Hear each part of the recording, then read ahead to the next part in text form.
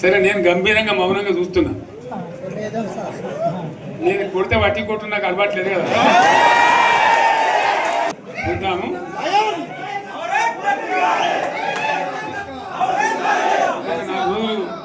కానీ అన్నట్టుగా నేను చూస్తా ఉన్నా. కానీ మనోళ్ళందరూ కూడా ప్రతిపాదిస్తుంది ఏంటంటే, ఒక సంవత్సరం జరిగిపోయింది, సంగమేశ్వర ఆన్నే పన్నది, బసవేశ్వర ఆన్నే పన్నది, పాలమూరు ఉత్పత్తుల పథకం ఆన్నే పన్నది, కాళేశ్వరం అట్లా ఎండబెడుతున్నారు, ఇవన్నీ అన్యాయాలని. కాబట్టి ఫిబ్రవరి నెలాఖరులో ఒక పెద్ద బహిరంగ సభ పెట్టాలి, మీరు కథ చూడాలి అని జరుగుతూ ఉంది.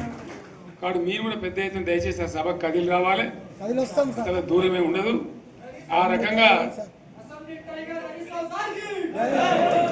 తెలంగాణ శక్తి ఏందో మరొకసారి చూపించి వీళ్ళ మెడలు వంచి ఇప్పుడు సాధించాలి. భవిష్యత్తు కోసం కూడా కొట్టాడకు మనం సిద్ధంగా ఉండాలని తెలియజేసుకుంటూ, పరమేశ్వర్ గారికి అంతటి లోకమంత్రం ఇది. కోటి రూపాయల భూమి ఇప్పుడు 50 లక్షలు కట్టలేదు.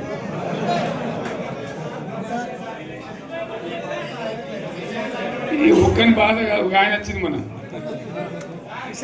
ఒక ఆయన ఒక 10 మంది వచ్చారు హైదరాబాద్కి. అందులోకి 2 ముస్లిం సోదరులు వచ్చారు. साहब सोब तबाह हो गया, इफलासी मुफलसी बच्चों क्या दबे हो गया. तुम्हारा क्या हुआ बहन, तुम्हारा क्या हुआ, तुम हैदराबाद में तुम लोग हैं.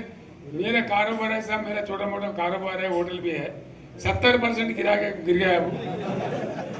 हर कोई पूछ रहे, हर कोई केसीआर को याद कर रहा है सामान. వాళ్ళు మాట్లాడుతున్నారు.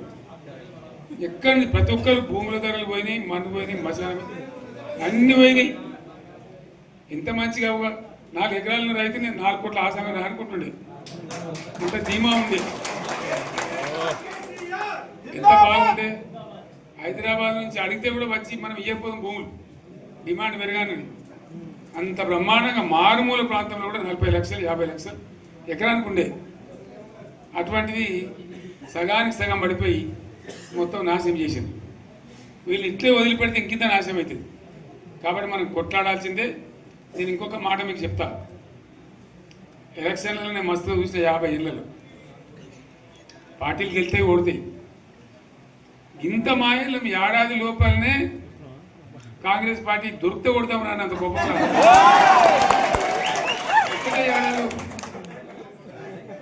ఇంకా వాళ్ళ పొంద తెలివికి నిన్న వారి పార్టీడే మంది పెట్టాలి, అదేందో పోలింగ్ పెట్టిన వాడు చూసిరా మీరు. ఆ పోలింగ్ పెడితే 70% మనకు వచ్చింది, 30% మనకి. వాడు పెట్టింది, మనం పెట్టింది కాదు.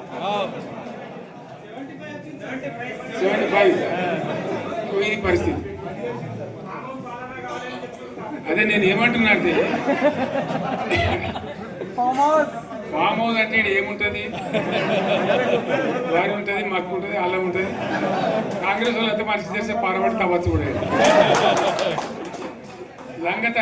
దీన్ని ఫామ్ హౌస్ అని మనం బదనాం చేసి అంతే కదా. నేను ఏమంటున్నా అంటే, అన్ని మబ్బులు విడిపోయినట్టు ప్రజలకు అన్నీ తెలిసిపోతున్నాయి. మంచి ఏంది, చెడ్డ ఏంది, ఏం జరిగింది అన్నీ ఇంకా ఘోరమైందని చెప్తున్నా.